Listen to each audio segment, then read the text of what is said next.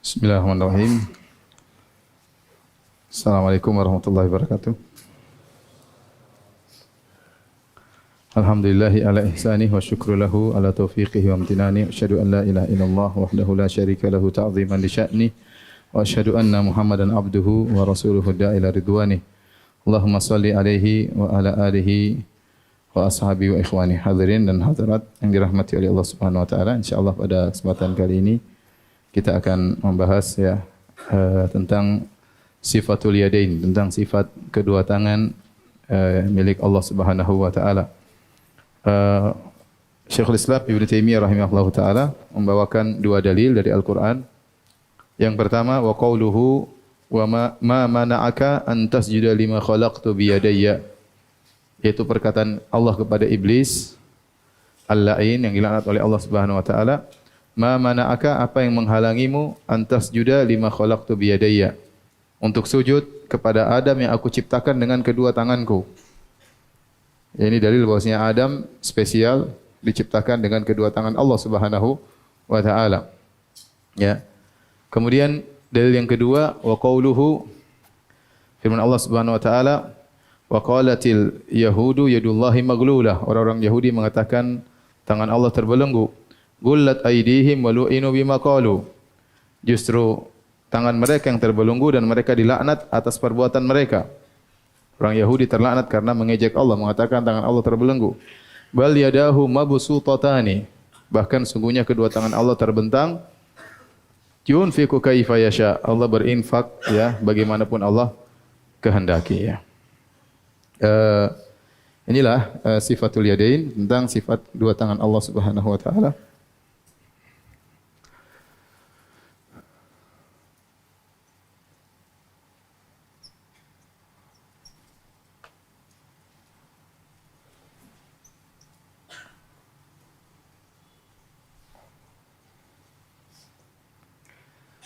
Sifat dua tangan Allah Subhanahu wa taala ditetapkan dalam banyak dalil dalam Al-Qur'an maupun sunnah Nabi sallallahu alaihi wasallam. Dalil-dalilnya ya. Kita bisa klasifikasi misalnya ya dalil dari Al-Qur'an,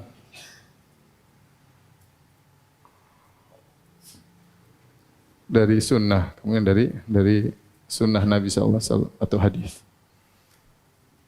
Yang kata Ibnu Qayyim rahimahullah, kalau mau digabungkan dalil-dalil dari Al-Quran dan Sunnah, maka lebih dari 100 tempat yang Allah menyebutkan tentang sifat kedua, sifat tangan Allah Subhanahu wa taala ya.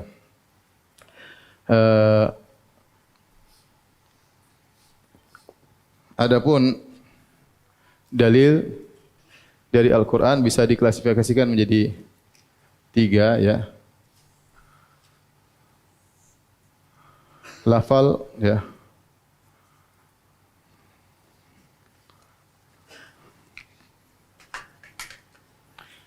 Sifat tangan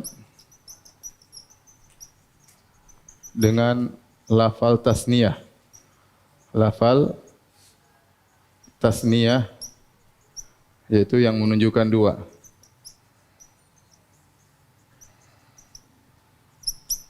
Seperti firman Allah Subhanahu wa taala yang disebutkan oleh Ibnu Taimiyah rahimahullah taala, ma mana'aka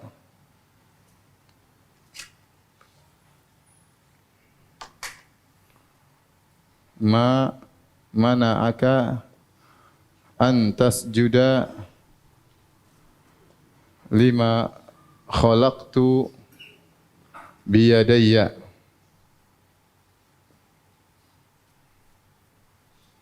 Wahai iblis, apa yang menghalangi engkau untuk sujud kepada yang aku ciptakan dengan kedua tanganku? Ini.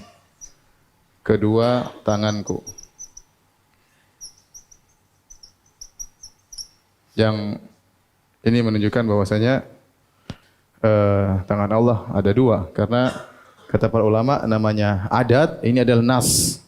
Kalau mengatakan dengan kedua tanganku, tidak ada kemungkinan yang lain. Tidak ada 3 tangan, tidak ada keempat tangan, tidak tangan satu.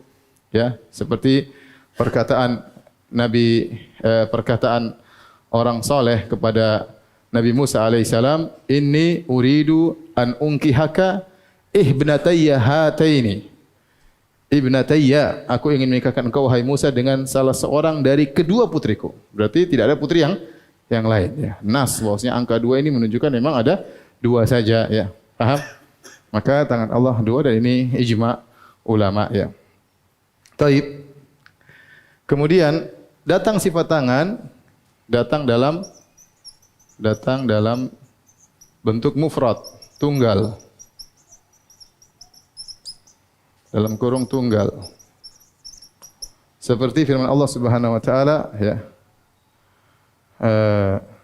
Allah Subhanahu wa taala biyadikal khair. Biyadikal khair. Kemudian juga tabarakalladzi biyadihil mulku. Sini biyadihi dengan satu. Tangannya, di tangan Allah lah segala kebaikan. Di tangan Allah segala kerajaan. Di tangan Allah segala kerajaan. Bagaimana kita mengkompromikan dengan yang ini? Kata para ulama, sering datang dalam Al-Quran, ya bahwasanya dalam bahasa Arab, jika mufrad diidhofahkan, disandarkan kepada dhamir, maka maksudnya adalah isim jenis. Ya, jika lafal mufrad tunggal diidhofahkan, disandarkan,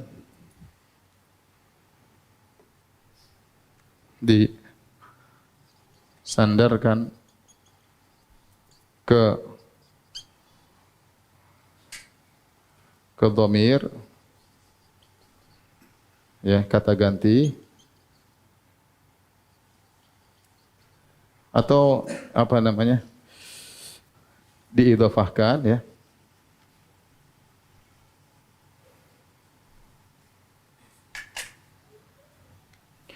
ke isim ma'rifah,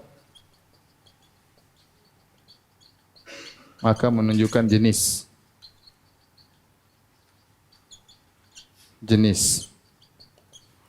Terlepas dari jumlahnya, terlepas apakah jumlahnya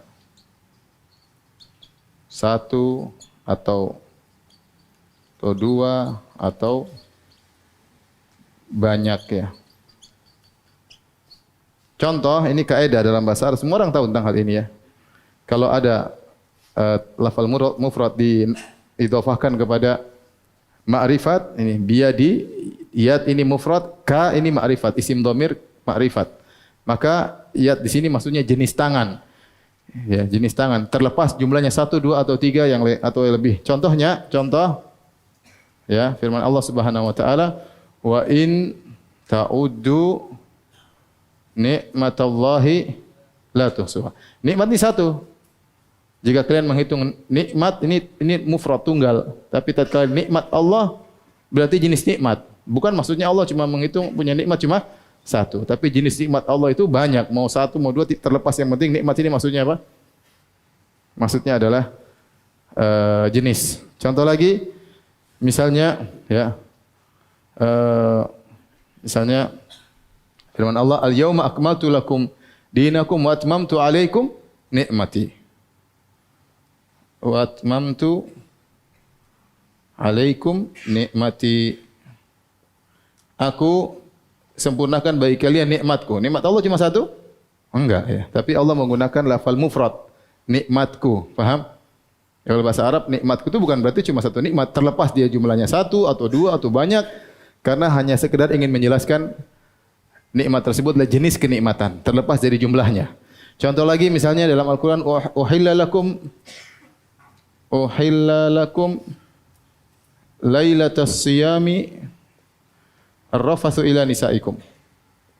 Dihalalkan bagi kalian di malam malam puasa untuk berhubungan dengan istri kalian. Lailat, malam cuma 1 mufrad. Maksudnya dihalalkan cuma 1 malam aja? Tentu tidak, tapi setiap apa? Setiap malam. Paham maksudnya? Paham ya? Jadi kalau diidhafahkan lafal mufrad kepada ma'rifah, maka tidak menunjukkan jumlahnya cuma 1, tapi dia menunjukkan jenis apa?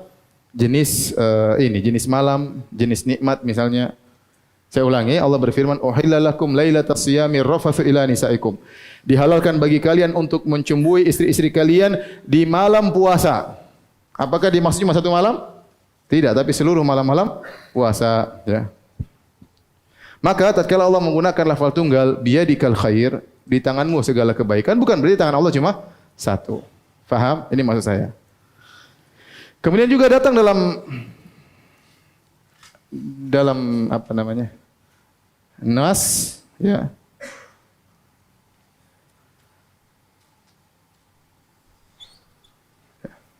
Ini tadi saya contohkan apa? Seperti jadi dalilnya ya. Al-adad bilangan adalah nas. Nas. Ya, nas. Jadi tingkatan tunjukan kalau dalam usul fikih ada namanya nas, ada namanya zahir, ada namanya muawwal. Ya, ini belajar usul fikih. Tapi kalau nas itu la yahtamil ghairahu, tidak mengandung kemungkinan yang lain, yaitu tegas, tidak mengandung kemungkinan yang lain, kemungkinan jumlah atau angka yang lain. Misalnya tadi, kalau Allah mengatakan tilka asyaratun kamilah, itulah 10 yang sempurna. Jangan kita bilang mungkin maksudnya 11, mungkin tidak mungkin. Kalau bilang 10 ya berarti 10. Paham? Allah bilang 10 berarti apa?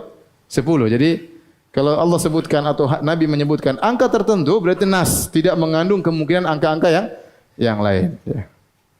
Jadi tadi inni uridu an unkihaka ihda ibnatayya. Aku ingin menikahkan engkau wahai Musa dengan salah satu dari 2 putriku, ya. Berarti putrinya cuma 2. Sama. Lima khalaqtu biyadayya. Apa yang mencegah engkau untuk sujud kepada Adam yang aku ciptakan dengan kedua tanganku. Dari tangan Allah 2. Kemudian juga datang dalam bentuk jamak plural, ya.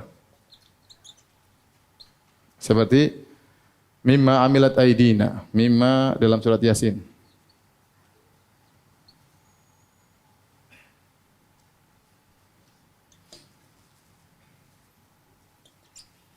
Yang tangan-tangan kami di sini jamak di sini. Apa yang dilakukan oleh tangan-tangan kami? Kata Allah tangan-tangan kami di sini. Ya. Nah, bagaimana kita menghadapi ini? Padahal Allah mengatakan tangan Allah cuma apa? Cuma 2. Kenapa dalam sebagian ayat Allah menggunakan jamak tangan-tangan kami? Ya, tangan-tangan kami. Maka jawabannya, bagaimana mengkompromikannya? Jawabannya, terkadang yang pertama kita bilang, ya, ini adalah bentuk penyesuaian. Karena sering Allah menggunakan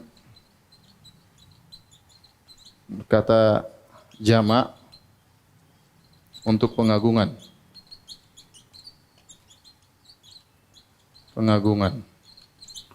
Contoh seperti firman Allah, contoh inna nahnu nazzalna dzikra wa inna lahu lahafizun. Di sini Allah menggunakan jamak sampai 5 kali, ya. Inna 1, inna kami, nahnu 2, nazzalna 3, adzikra 4, wa inna lahu lahafizun, bukan lahafiz. Lahafizun juga jamak. Ini ada 1, 2, 3, 4, 5. Semuanya penyesuaian karena Allah menggunakan awal inna, maka hafizun juga menyesuaikan, paham? Lahafizun bukan berarti Allah jamak. Paham? Tetapi ini karena penyesuaian. Karena Allah menggunakan kata ganti pengagungan, ya. Dalam bahasa Indonesia juga kami yang membangun, kami padahal kita sendiri misalnya. Ya, seorang mau dikatakan oleh orang Arab, milik siapa unta ini? Lana, milik kami.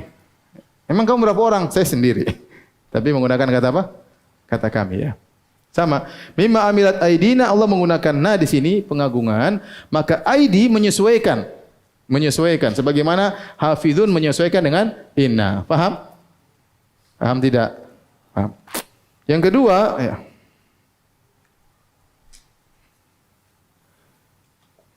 Yang kedua, ya, bisa jadi ya pendapat yang mengatakan bahwa aqallul jama' isnan.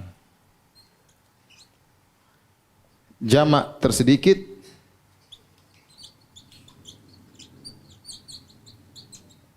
adalah 2. Jadi lafal aidi ini adalah lafal jama', tapi di sebagian ulama dalam bahasa Arab mengatakan bahwasanya jama' paling sedikit 2. Kira-kira sudah 2 kita bisa menggunakan lafal jama'. Tidak harus 3. Ini pendapat sebagian ulama bahasa. Mereka ada khilaf. Apakah aqallul jama', jama' paling minimal itu 2 atau 3? Bagi yang berpendapat bahwasanya jama' minimal 2 selesai. Ini enggak ada masalah. Karena 2 bisa diungkapkan dengan lafal apa? Jama'. Sama nanti khilaf juga tentang masalah misalnya sebagian ulama mengatakan bagaimana hukum salat Jumat. Yang penting ada jamaah. Taib, jamaah apakah 2 disebut jamaah atau harus 3 orang? Misalnya khatib sama yang dengar, siapa bisa salat Jumat? Karena sebenarnya mengatakan harus 40 orang. Ada yang mengatakan tidak harus jumlah 40. Ada yang mengatakan 3 sudah cukup. Ada yang mengatakan 2 boleh salat Jumat. Maksud saya kenapa? Karena mereka khilaf tentang apakah jamaah itu cukup cuma 2 orang minimal atau harus 3 orang. Ini di antaranya masalah ini. Taib yang ketiga, ya. Lafal 2 atau tasniyah jika diidhofahkan kepada dhamir, disandarkan kepada dhamir, kepada kata ganti,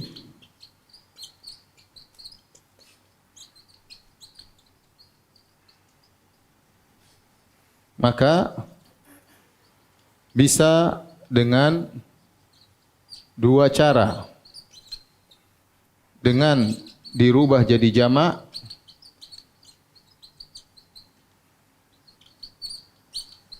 atau tetap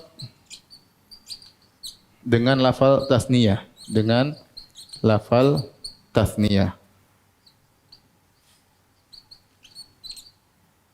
Dua. Contoh, papan tulisnya kurang besar ya. Contoh ya, contoh.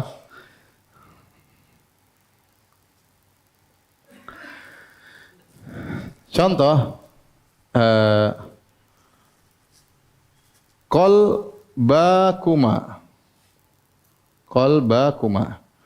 Jantung, qalbun. Mufradnya apa? Qalbun. Kalau 2 jantung, qalbani. Paham? Qalbani. Tatkala diidhafahkan kepada kamu berdua, bisa dengan qalbakuma, ini dengan tetap tasniyah, atau dengan qulubukuma. Qulubukuma, jantung kalian berdua atau hati kalian berdua. 2 orang hatinya ada berapa sih? Ada 2. Tetapi bisa dalam bahasa Arab dengan mengatakan qalbakuma tetap lafal tasniyah, atau dengan lafal jama' qulubukuma. Dan ini lebih asah, lebih fasih dalam bahasa Arab. Makanya Allah menggunakan lafal tersebut seperti dalam Al-Qur'an, in tatuba, jika kalian berdua Hafsah dan Aisyah bertobat, ilallahi faqad sagat qulubukuma, sungguhnya kedua hati kalian telah condong. Tapi Allah tidak mengatakan faqad sagat qalbakuma, tapi Allah mengatakan apa? Faqad sagat qulubukuma. Padahal qulub di situ jamak tapi maksudnya berapa? 2. Faham? Faham tidak? Seperti juga dalam ayat Al-Qur'an, ini dalam surat At-Tahrim, seperti dalam ayat Al-Qur'an juga, illa ma hamalat zuhuruhuma. Ya, kecuali yang daging-daging yang tempel pada punggung sapi dan kambing. Allah tidak mengatakan illa ma hamalat zuhrahuma, tapi Allah mengatakan illa ma hamalat zuhuruhuma. Padahal dimaksud 2. Paham? Kalau lafal dalam bahasa Arab itu zuhra, ada alifnya, zuhrahuma. Tapi ternyata Allah menggunakan lafal jamak zuhuruhuma. Jadi terkadang lafal jamak maksudnya berapa? 2. Paham? Contoh lagi, Allah berfirman, wasariqu wasariqatu faqta'u aydiyahuma. Pencuri laki-laki dan pencuri perempuan potonglah tangan-tangan mereka. Padahal yang dipotong berapa tangan? 4 apa 2? 2. Tapi Allah tidak mengatakan faqta'u yadaihima. Allah tidak mengatakan demikian. Tapi Allah mengatakan faqta'u aydiyahuma. Yang dipotong padahal 2 tangan, tapi Allah menggunakan lafal jamak, potonglah tangan-tangan mereka. Padahal yang dipotong pencuri laki, pencuri perempuan cuma 2 tangannya. Ya. Faqta'u aydiyahuma, contoh. Faqta'u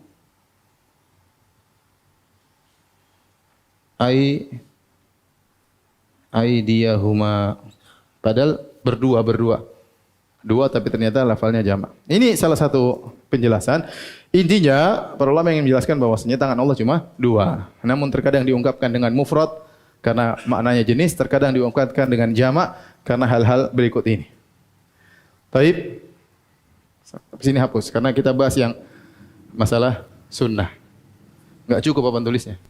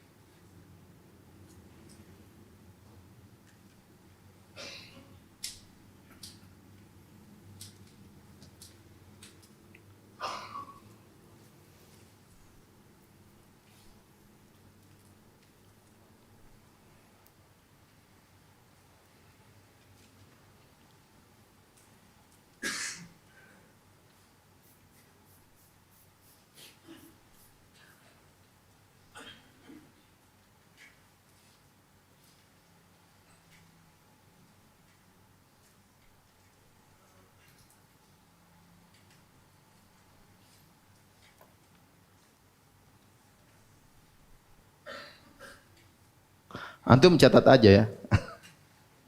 Yang penting kalau antum catat, jangan cuma foto ya. Kalau antum catat akan itu masuk di otak ya. Terkadang meskipun saya sudah paham saya catat ya. Terkadang saya sudah paham saya catat. Catatan tersebut terkadang berupa kesimpulan, tapi semuanya di sini tadi kesimpulan ya. Jadi antum catat semuanya. Nanti meskipun nanti mungkin dijadikan buku, paling tidak antum pernah mencatat. Kalau kita mencatat itu, pertama kita memahami. Kemudian tatkala kita catat, kita butuh meringkas. Ini sudah memperkuat hafalan. Memperkuat apa? Hafalan. Beda kalau orang cuma lihat. Dia tidak catat. Dia paham tapi suruh ngulang kadang nggak bisa. Kenapa? Karena dia baru 1 tahapan. Paham? Baru 1 tahapan ya. Hah? Iya tetap. Jadi kata sebagian ulama tatkala mengomentari firman Allah Subhanahu wa taala, "Fastami' lima yuha." Perkataan Nabi Musa kepada Allah kepada Nabi Musa, "Wahai Musa, dengarkanlah apa yang akan diwahyukan kepadamu." Berarti ilmu itu pertama harus mendengar ya. Jangan ngantuk kalau disampaikan. Kalau ngantuk sudah tidak mendengar. Kalau sudah didengar maka dihafalkan atau kemudian dipahami baru dimurajaahi ya. Tapi tatkala kita menulis banyak hal yang memperkuat hafalan kita ya. Kita mendengar, kita memahami, kita torehkan dalam tulisan, ini semua memperkuat. Makanya dalam sebuah riwayat tatkala Imam Syafi'i hadir di majelis Imam Malik, Imam Syafi'i tidak bawa buku. Maka dia menggunakan air liurnya, dia tulis di tangannya. Sekedar untuk mengkokohkan apa? Hafalan dia. Sampai ditegur, ya, ternyata dia sudah menghafal. Tapi di antara hal yang membantu dia untuk menghafal dia apa? Menuliskan ya. Meskipun dia tidak bawa buku, dia tulis dengan air liurnya. Taib. Bukan apa-apa, yang tidak tulis juga enggak apa-apa ya. Jangan tersinggung ya. Jangan tersinggung ya. Dalil dari sunnah.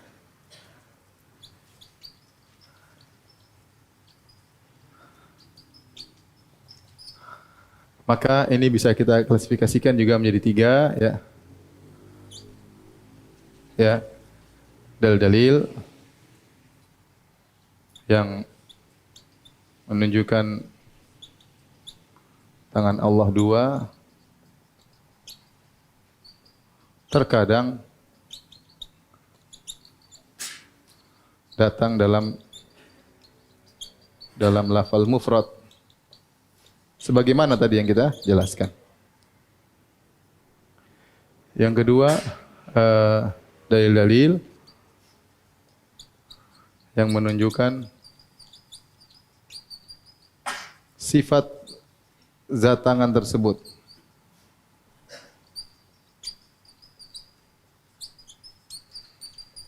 Yang ketiga, dalil-dalil yang menunjukkan perbuatan-perbuatan yang dikerjakan oleh tangan tersebut.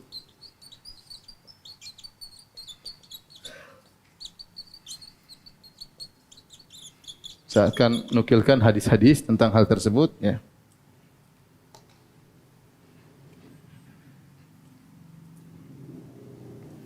Seperti, ya,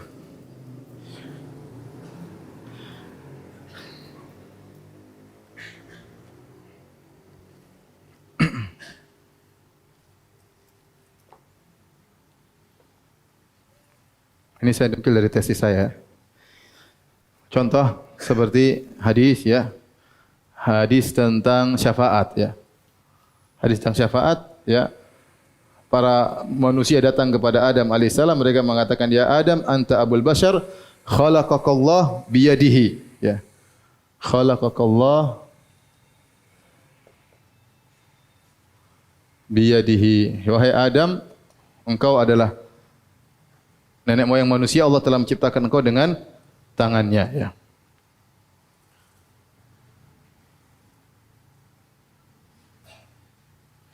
Kemudian juga seperti hadis Nabi sallallahu alaihi wasallam, ya. Doa Nabi sallallahu alaihi wasallam dalam salat malam, Nabi berkata, wal khairu kulluhu fi yadaika. Fi yadaika.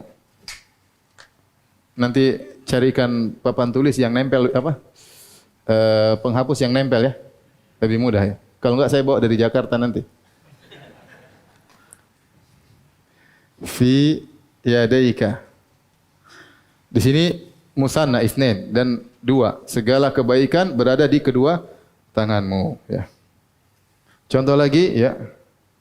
Hadis Ibnu Umar di mana Rasulullah SAW berkata, ya'khudullahu samawatihi wa ardihi biyadaihi. Allah Subhanahu wa taala memegang langit-langit dan bumi biyadaihi, ya.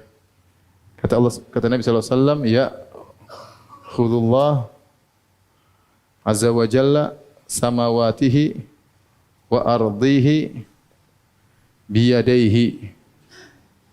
Biyadaihi, dengan kedua tangannya. Dan sering lagi Nabi bersumpah, walladzi nafsu Muhammadun apa? Biyadihi. Hadisnya banyak sekali. Ini mufrad, ini musanna, mufrad. Dalil yang menunjukkan sifat zat tangan tersebut. Di antaranya hadis Nabi sallallahu alaihi wasallam, wa kilta yadayhi yamin. Wa kilta yadayhi yamin. Kedua tangan Allah itu kanan. Kata Nabi sallallahu alaihi wasallam, kedua tangan Allah kanan, ya.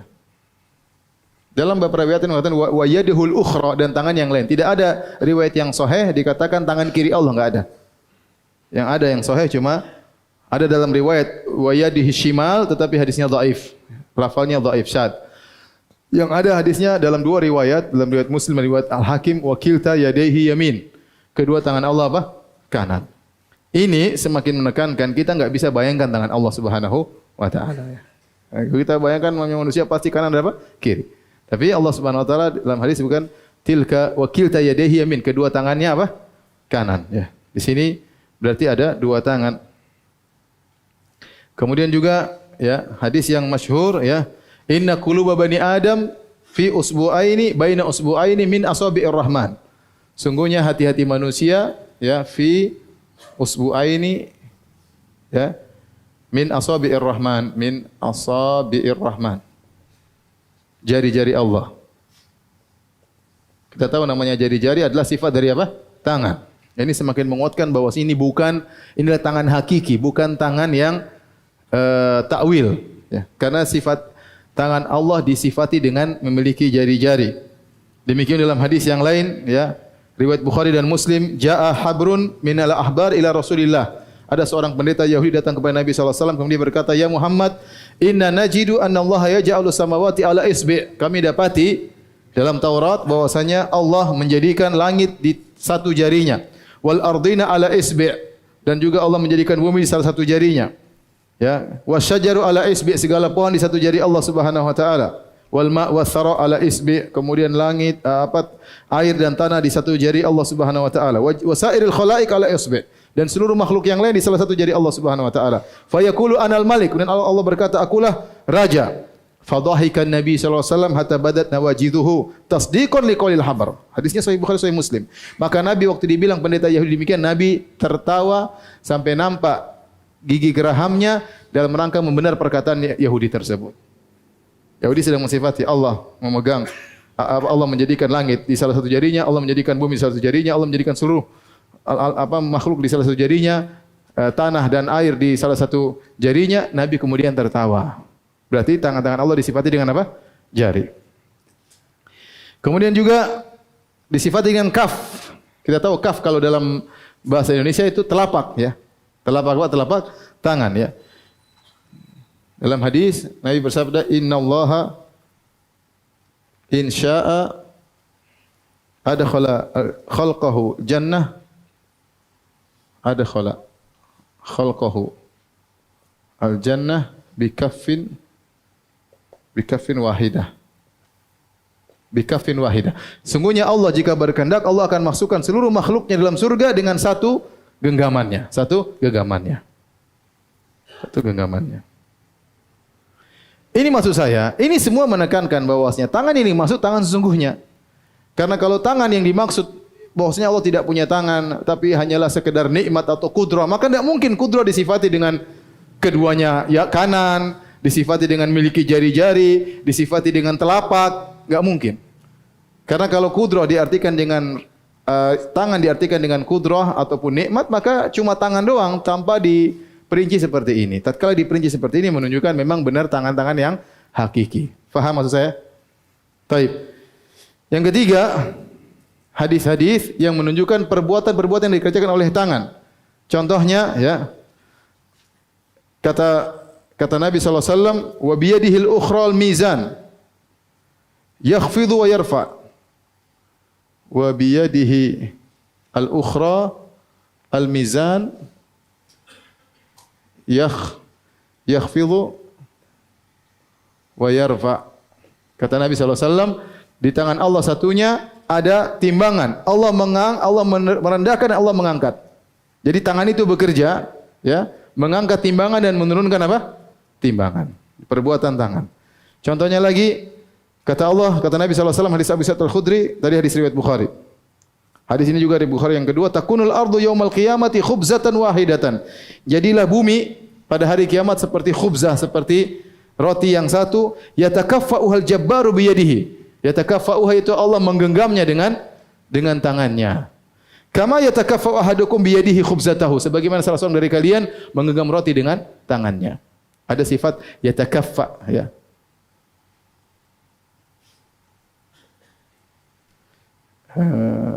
Yatakaffa'uha. Ya, Allah menggenggam bumi, ya. Contohnya lagi hadis Nabi sallallahu alaihi wasallam, innallaha yabsutu yadahu bil lail liyatuba musii'un nahar, dan seterusnya. Sungguhnya Allah membentangkan tangannya terbentang di malam hari agar pelaku dosa di siang hari bertobat kepada Allah. Wa yabsutu yadahu bin nahar liyatuba musii'ul lail, dan Allah membentangkan tangannya di siang hari agar pelaku dosa di malam hari bertobat. Sini disebutkan yabsutu, membentang. Kemudian juga, ya, dalam hadis yang lain kata Nabi sallallahu alaihi wasallam, innallaha qabadha qabdatan biyaminihi. Allah menggenggam dengan tangan kanannya. Innallaha qabadha qabdatan. Allah menggenggam biyaminihi, Allah menggenggam dengan satu genggaman dengan tangan kanannya. Kemudian juga dalam hadis yang lain, innallaha lamma khalaqal khalqa kataba biyadihi. Kataba biyadihi. Biyadihi. Menulis dengan tangannya. Kemudian juga dalam hadis yang lain, Adam berkata kepada Nabi Musa, "Istafakallahu bikalami wa khatta laka biyadihi." Wa khatta laka biyadihi. Yaitu Allah menulis Taurat dengan tangannya. Ya. Dalam hadis yang lain juga, semua hadisnya sahih ya. Nabi mengatakan, "Yaqbidullahal arda wa yatwis sama." Yaqbidullah al-arda wa yatwi sama. Yang artinya Allah menggenggam bumi dan Allah melipat apa? Langit. Ini sama seperti surat dalam Az-Zumar ya, wal ardu jami'an qabdatuhu yaumal qiyamah was samatu matwiyatun bi yaminih. Pada hari kiamat bumi dalam genggaman Allah dan langit dilipat oleh tangan kanan Allah Subhanahu wa taala. Taib di antaranya ya, hadis Ibnu Umar yang diriwayatkan oleh Muslim ya. Saya bacakan ya. Ya'khudullahu samawatihi wa ardihi biyadaihi. Kata Nabi sallallahu alaihi wasallam, Allah memegang langit-langitnya dan bumi-buminya dengan kedua tangannya. Fayaqulu ana Allah, dan Allah berkata, akulah Allah. Wa yaqbidu asabi'ahu wa yabsutuha, dan menggenggam jari-jarinya dan membentangkannya. Kata Abu Hatim, yang melakukan begini dan begitu Nabi, bukan Allah Subhanahu wa taala. Saya ulangi hadisnya ya. Jadi kata Nabi, ya'khudullahu samawatihi wa ardihi biyadihi fayaqulu ana Allah, anal malik, hatta nadhartu ilal mimbar yataharrak min asfal. Allah memegang langit dan bumi dengan kedua tangannya, kemudian Allah berkata, aku adalah Allah, aku adalah raja.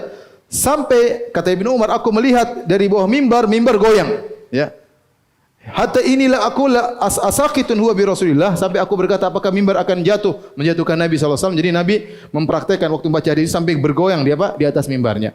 Tetapi yang menakjubkan waktu Nabi menyatakan Allah memegang langit dan bumi dengan kedua tangannya, Nabi mempraktekkan begini. Ya. Kata Abu Hatim, sabda atau perkataan Ibnu Umar, yaqbidu asabiyahu yabsutuha, menggenggam tangan dan membukanya adalah perbuatan Rasulullah SAW, bukan Allah. Maksudnya apa? Untuk menekankan bahwasanya tangan Allah itu sungguh-sungguh hakiki. Sama seperti waktu Nabi membacakan innallaha ni'ma ya'idzubukum bih innallaha kana sami'an basira. Waktu Nabi membacakan ayat sungguhnya Allah sebaik-baik memberi nasihat kepada kalian, sungguhnya Allah Maha melihat lagi Maha mendengar. Nabi begini. Untuk menunjukkan bukan Nabi menyamakan pandangan Nabi dengan pandangan Allah, bukan Nabi menyamakan pandangan Allah dengan pandangan Nabi SAW, tapi Nabi ingin menunjukkan tahqiqan bahwasanya itu benar-benar hakiki, Allah melihat, Allah apa? Mendengar. Sama dalam hadis ini, waktu Nabi menceritakan Allah memegang langit dengan tangannya, memegang bumi dengan tangannya, Nabi begini, sampai bergoyang di atas mimbar, menunjukkan bahwasanya benar-benar Allah punya tangan, bukan menyamakan tangan Allah dengan tangan apa? Nabi. Bisa paham?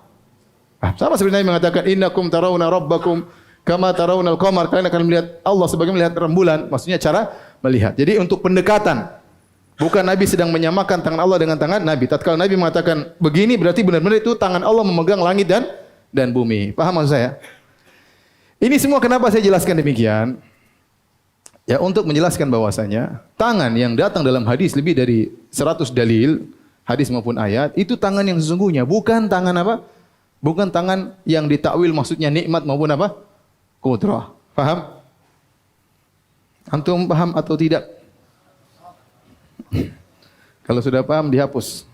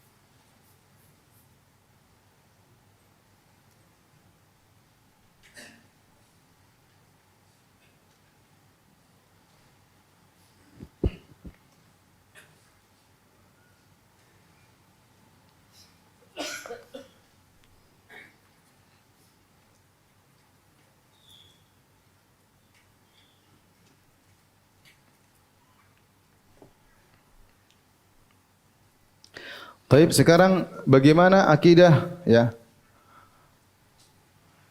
Akidah ahlul bid'ah ya. Atau akidah, entah.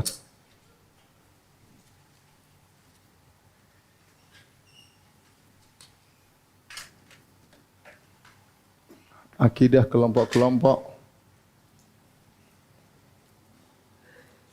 tentang sifat tangan Allah. Baik. Di sini pertama yang menetapkan tangan Allah secara hakiki. Hakikat.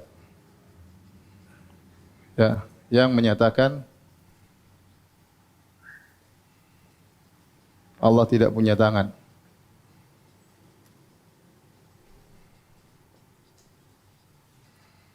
Lafal tangan hanyalah majaz.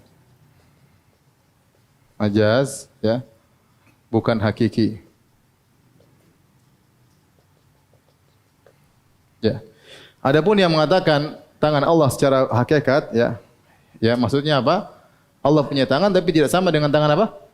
Makhluk. Ya, maksudnya Allah punya tangan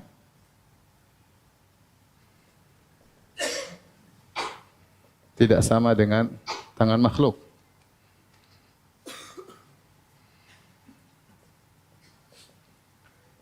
Jangankan tangan Allah,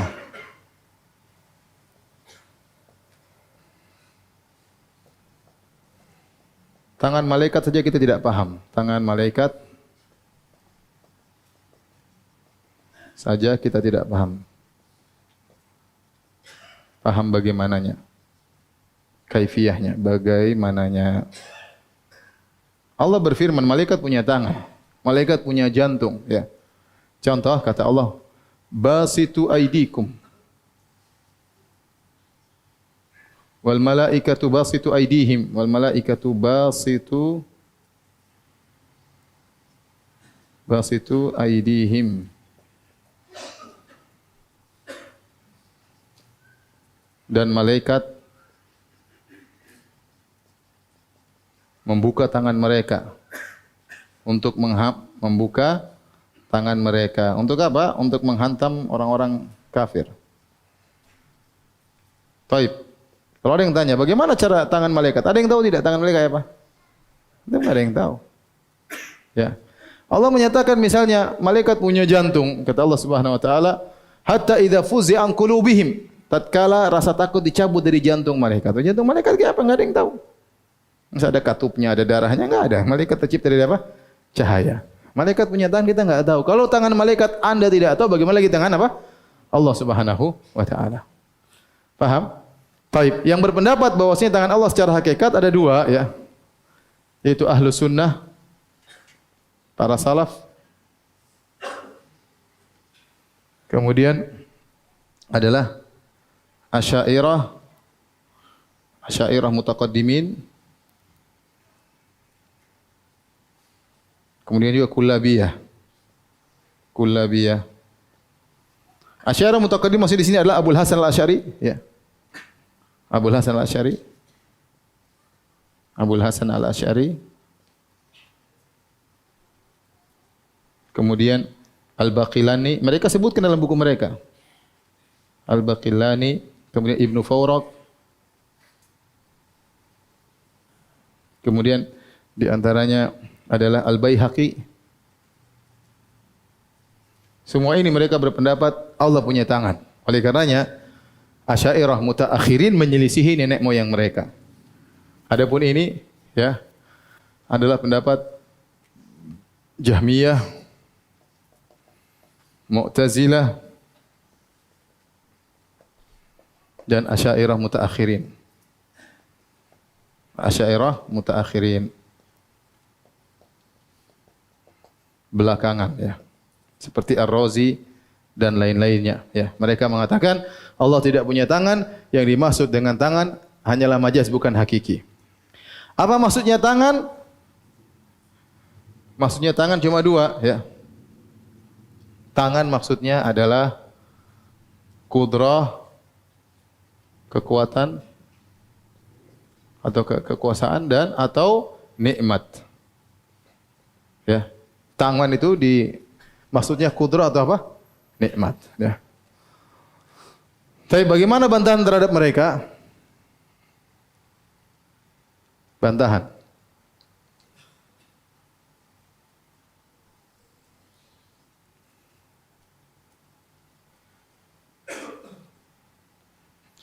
Ibnu Umar berkata, pertama,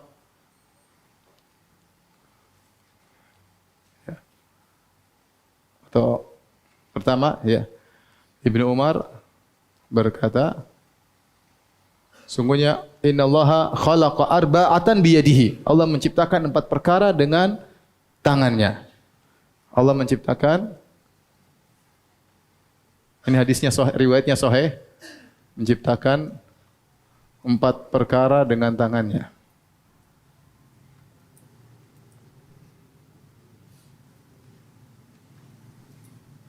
Yaitu Adam,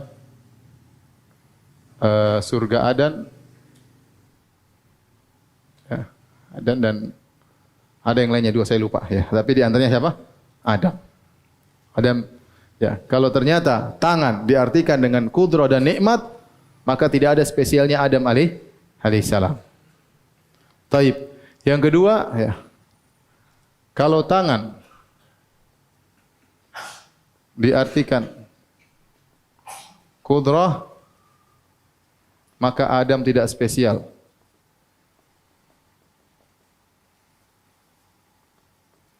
Karena kita semua diciptakan oleh kudrahnya apa? Allah. Adam tidak spesial. Makanya Ibnu Qayyim mengatakan, mereka orang-orang yang menolak sifat tangan dari Allah Subhanahu wa taala, mereka durhaka kepada Adam alaihissalam. Durhaka kepada nenek moyang, ya. Kenapa pada hari kiamat semua orang datang kepada Adam, mereka berkata, "Ya Adam, anta abul bashar, khalaqakallahu biyadihi." Wahai Adam, engkau nenek moyang manusia, kau spesial. Allah ciptakan engkau dengan apa? Tanganmu. Kalau tangan artinya kudrah, apa bedanya dengan kita? Kita juga diciptakan dengan kudrah siapa? Allah Subhanahu wa taala. Enggak ada bedanya. Maka orang-orang yang menolak sifat tangan Allah, mereka durhaka kepada Adam seakan-akan Adam tidak punya keistimewaan. Faham tidak? Demikian Nabi Musa alaihissalam waktu debat sama Adam. Musa berkata, "Ya Adam, anta abul bashar, khalaqakallahu biyadihi." Musa aja tahu, "Wahai Adam, engkau spesial. Allah ciptakan engkau dengan tangannya." Kalau maksud tangannya nikmat atau kudrah, apa bedanya dengan Nabi Musa alaihissalam? Tidak ada bedanya. Paham? Demikian juga kalau tangan artinya kudrah, maka iblis bisa bantah Allah. Bukankah Allah mengatakan, "Wahai iblis, ma mana'aka an tasjuda lima khalaqtu bi yadayya?" Wahai iblis, apa yang mencegahmu sujud kepada Adam yang aku ciptakan dengan kedua tanganku? Kalau artinya kudrah, iblis bilang, apa bedanya dia dengan saya, ya Allah? Kau ciptakan Adam dengan kudrahmu, aku pun diciptakan dengan kudrahmu. Emang Allah ciptakan iblis dengan kudrahnya siapa? Kudrahnya Allah juga kan? Paham? Oleh karenanya kalau diartikan dengan kedua tangan maksudnya adalah nikmat atau kudrah, maka iblis juga bisa bantah Allah Subhanahu wa taala. Paham? Yang keempat, kalau tangan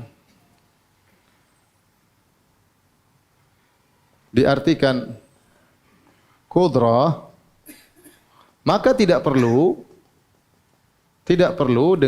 dengan lafal tasniyah. Tidak perlu dengan lafal 2, ya. Cukup. Ya, karena kudrah Allah tanpa batas, paham?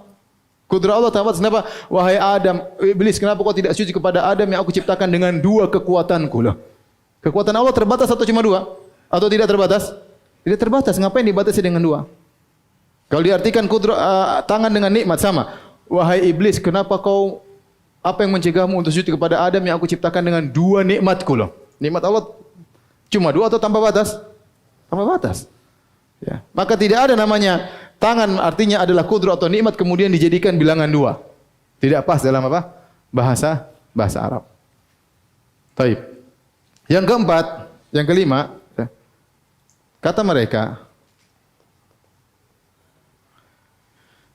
tangan diartikan diartikan sebagai qudrah atau nikmat datang dalam bahasa Arab, datang dalam bahasa Arab.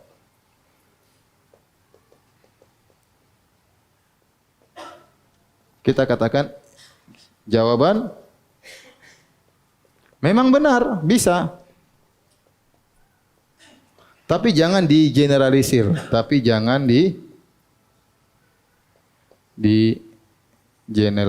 generalisir. Tidak semua berarti harus diartikan dengan apa?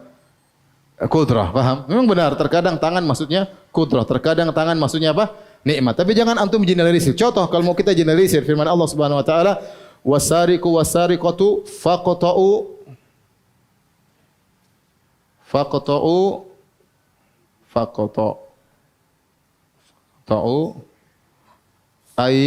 aydiyahuma. Coba. Ya. Coba kita mau artikan tangan dengan nikmat atau qudrah. Pencuri laki-laki, pencuri wanita, potonglah kekuatan mereka.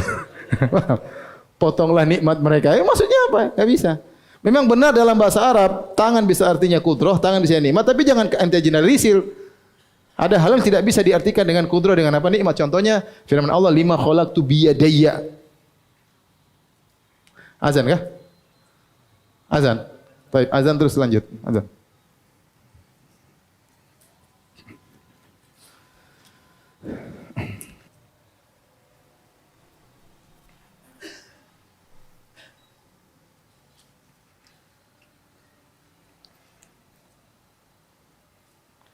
Baik, bantahan ke berapa? Ke-6.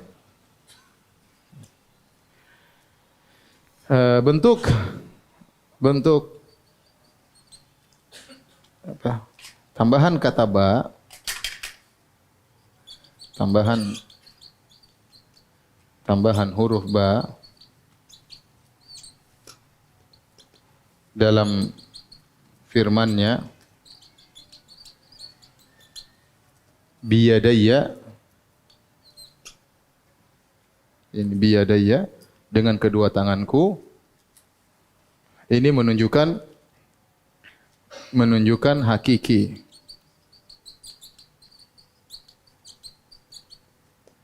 Karena kalau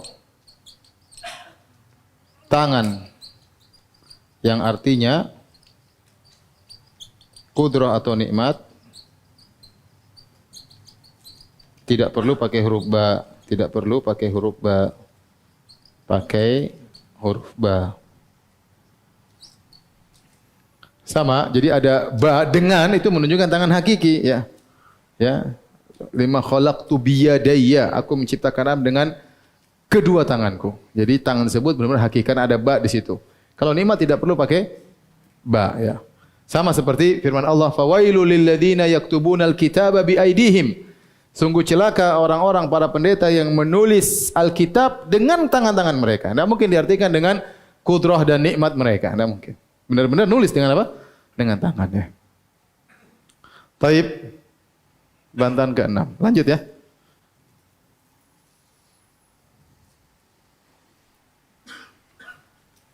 Bantahan ke-7. Ya. Kenapa kalian menolak sifat tangan dari Allah? Kata mereka.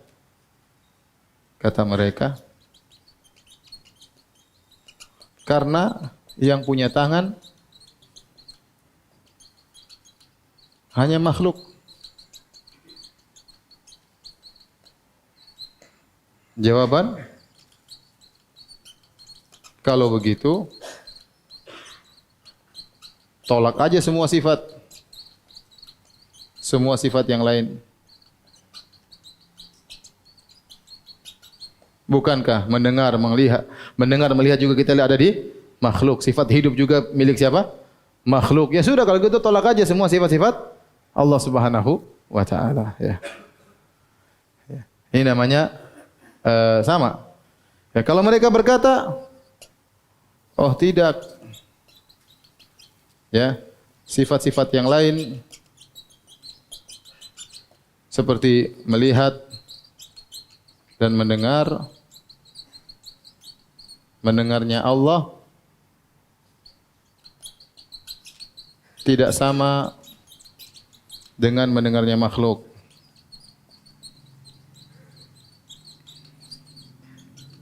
Apa bantahannya? Sama. Jawaban sama. Tangan Allah tidak sama dengan tangan makhluk.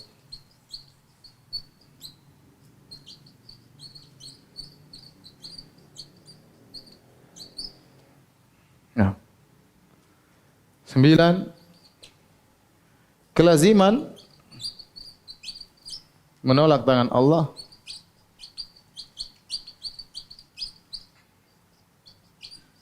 adalah menyamakan Allah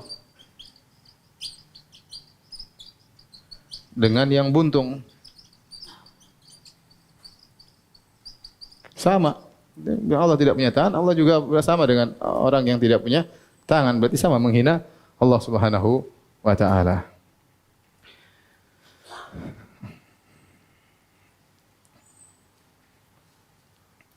Masih ada banyak syubhat-syubhat tapi cukup aja sampai di sini karena waktu sudah habis ya.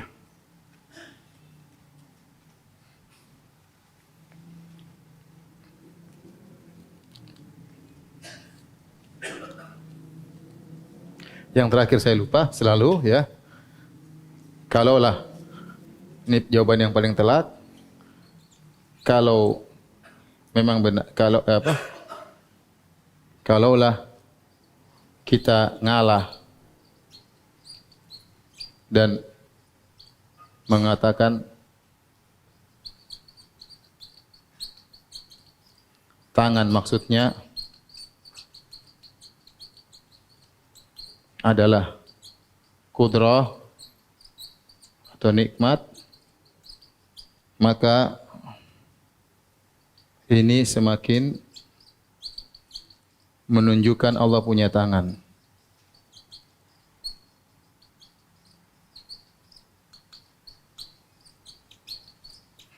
Karena tidak mungkin tangan diartikan kudrah kecuali dari yang benar-benar punya tangan. Punya tangan. Makanya nggak ada orang bilang tangan korma, nggak ada. Karena korma nggak punya apa? Tangan, nggak ada.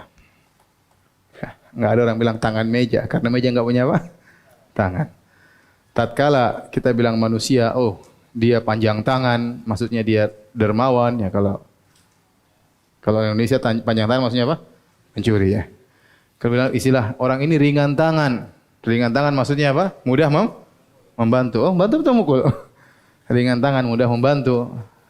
Memang itu benar, itu majas. Ringan tangan maksudnya dia mudah membantu. Itu menunjukkan dia benar-benar punya tangan. Karena kalau dia tidak punya tangan, nggak mungkin kita bikin istilah itu. Paham? Tidak mungkin ada istilah panjang tangan, ringan tangan kecuali kepada zat yang benar-benar punya tangan. Kalau dia tidak punya tangan, kita tidak mungkin munculkan istilah tersebut. Jadi itu bantahan yang paling telak. Paham, ikhwan dan akhwat yang dirahmati Allah Subhanahu wa taala? Baik.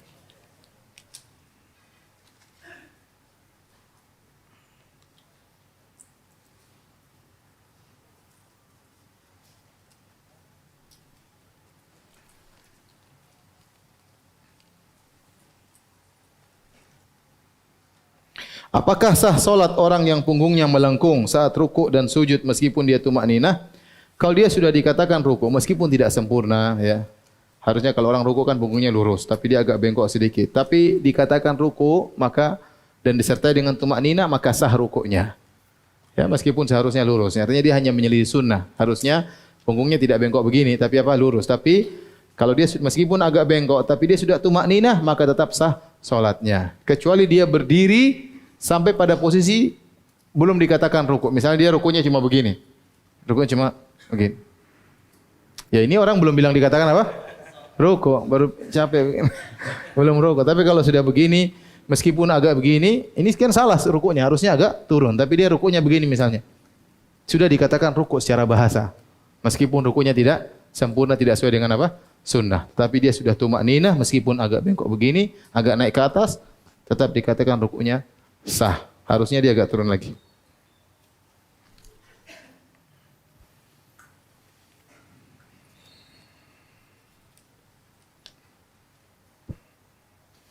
Ustaz, bagaimana cara mengatasi orang yang terkena waswas syaitan? Ya.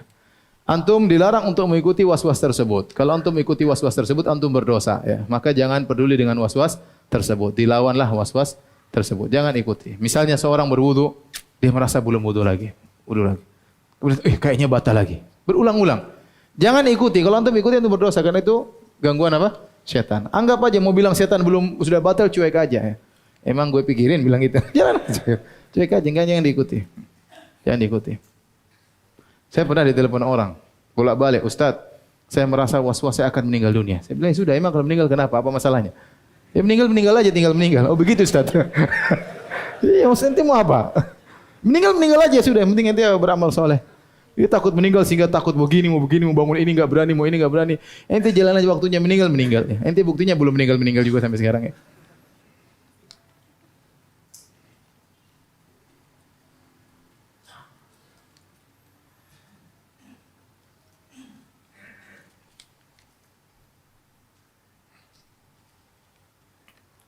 Ustaz,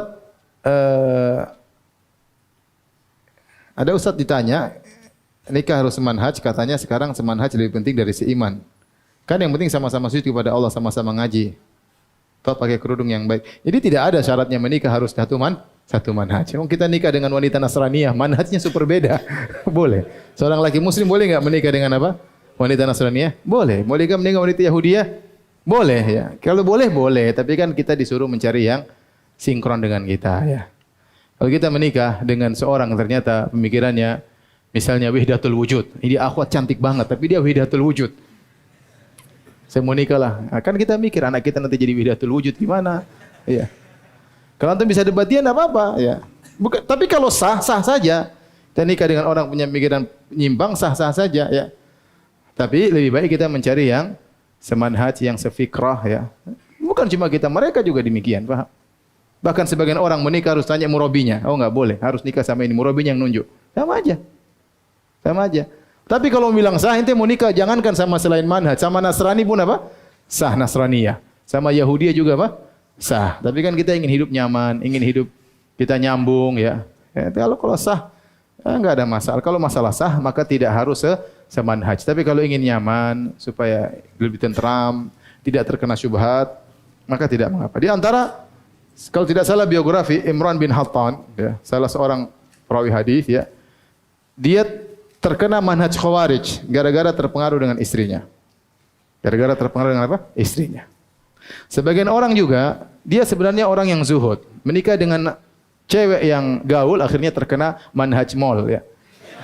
Tiap hari ke mall ngabisin duit, berpengaruh. Jadi istri itu punya pengaruh, Ya. Tapi kalau antum tanya sah, ya tidak perlu lihat manhaj kalau masalah apa? Sah. Tapi kalau hidup tentram, ingin punya anak yang bisa diarahkan, cari yang di atas apa? Sunnah, ya.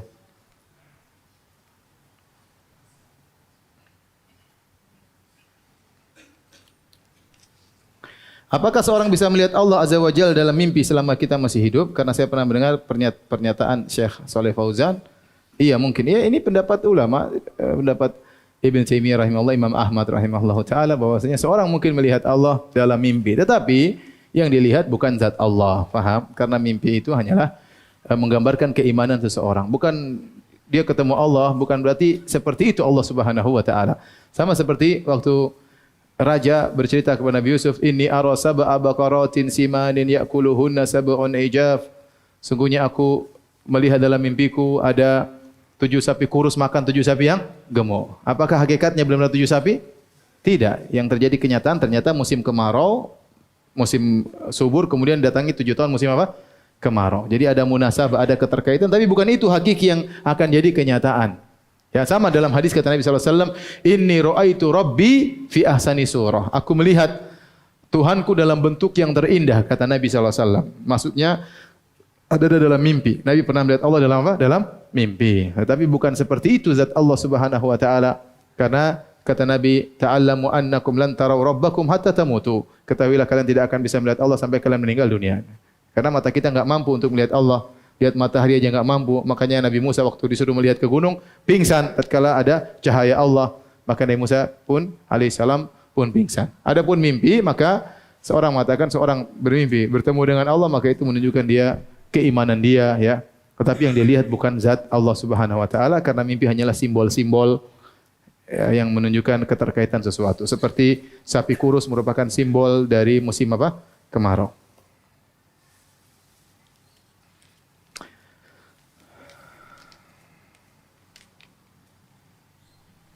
Apa hukumnya menelan ya dahak atau ingus ketika salat dan puasa? Ya. Apa benar diperbolehkan karena disamakan dengan air ludah? Iya. Kata para ulama kalau dahak tersebut langsung turun dalam sini, tidak sampai dari ingus dikeluarkan ke mulut dulu, maka maka tidak mengapa, enggak ada masalah. Misalnya dari sini langsung kita telan, tidak membatalkan salat, tidak membatalkan apa? Puasa, tidak membatalkan puasa.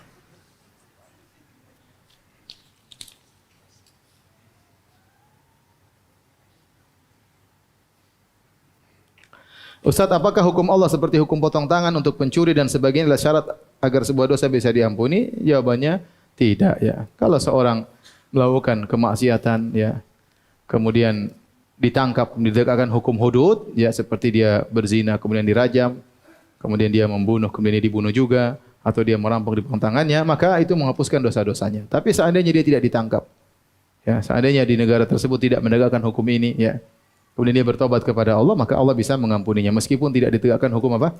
Hukum had. Bahkan seorang yang berzina kemudian dia sembunyikan, tidak cerita kepada orang lain, maka Allah bisa mengampuninya jika dia benar-benar bertobat, ya.